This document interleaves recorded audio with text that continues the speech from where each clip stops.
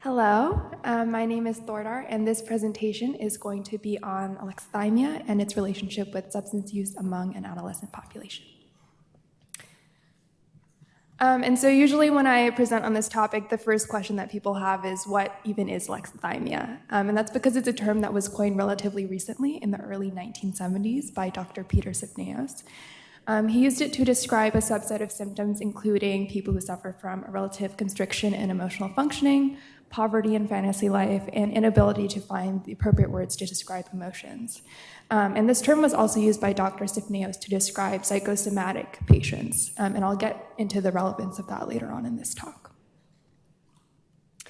And so the previous research that's been done on alexithymia has shown that it's been linked to substance use and addiction, but the mechanisms of that are unclear. One of the prevailing hypotheses is that perhaps people with alexithymia who also have social anxiety when they get into social settings like parties and gatherings, in order to deal with that social anxiety, they turn to alcohol use because alexithymia prevents them from dealing with their emotions in another way.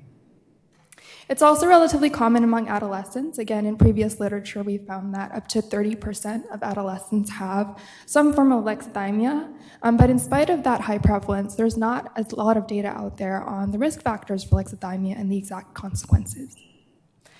And so to approach this topic and address that gap in knowledge, we approached this topic from three different angles. The first one being, what are the socio-demographic risk factors for alexithymia? And then from there, what are the associations of alexithymia with recency of alcohol and cannabis use within the past 30 days prior to taking the survey? And then finally, what are the associations of alexithymia with alcohol and cannabis dependence, which were measured with the RAPI and the CAST, respectively. And so to address those questions, we took data from a survey of about 2,900 10th and 11th graders from the Southern California Advanced Cohort Study. And that's a survey that's administered to approximately 10 different high schools across the Los Angeles area.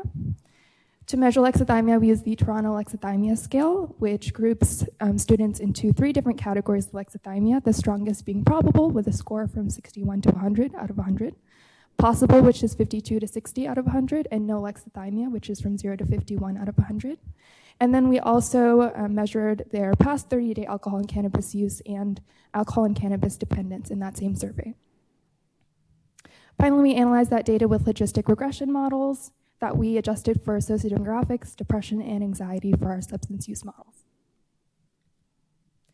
And so in our overall sample, we found almost a 70% prevalence of any kind of alexithymia, which is a very high prevalence. More specifically, that was 31% that exhibited possible alexithymia symptoms and another 37% which exhibited probable alexithymia symptoms. And then these were the demographic characteristics that were associated with alexithymia.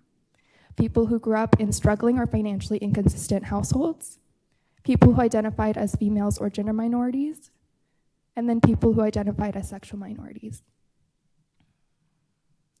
So this is just a figure showing the results that we got for our results on alcohol and cannabis recency of use.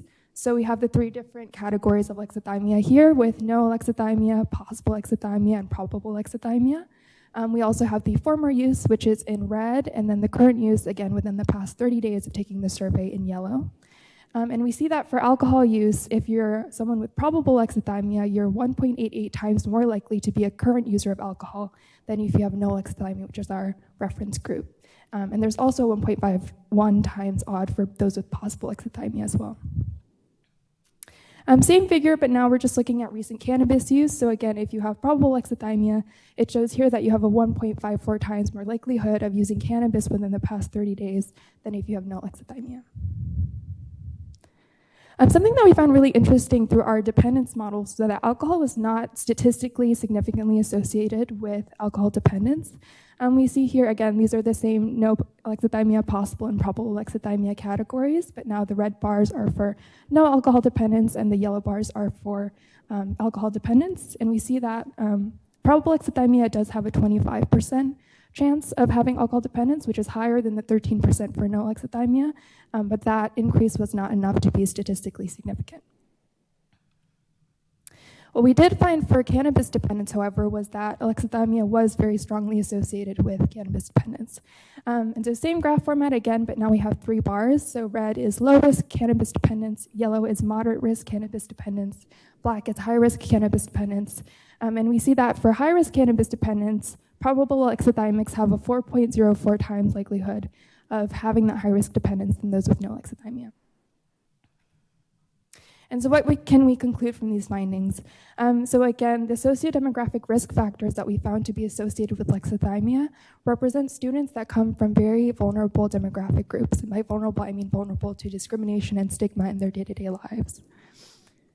And so one possible explanation for the implications of alexithymia and substance use is that those in these vulnerable demographic groups may be more vulnerable to experiencing negative emotion in their day-to-day life, which then, because of alexithymia, cannot be dealt with in healthy ways.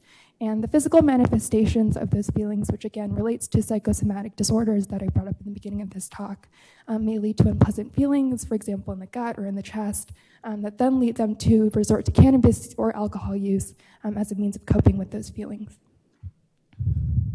One of the explanations that we might have for not seeing alcohol dependence as something associated with alexithymia is because alcohol is typically accessed in parties and social settings. Again, these are adolescents who can't buy their own alcohol typically.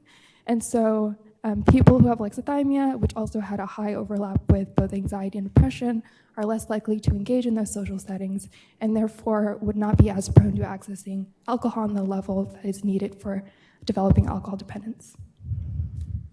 And finally, what this implicates as a very effective way of dealing with premature alcohol and cannabis use in adolescents is to teach healthy emotional processing skills in schools in order to really effectively treat this problem of having teenagers using substances before they're fully developed or mature. Thank you, and also a big thank you to everyone at Rebel Research, especially Jess and Alyssa and Melissa and Gabby for helping out with everything.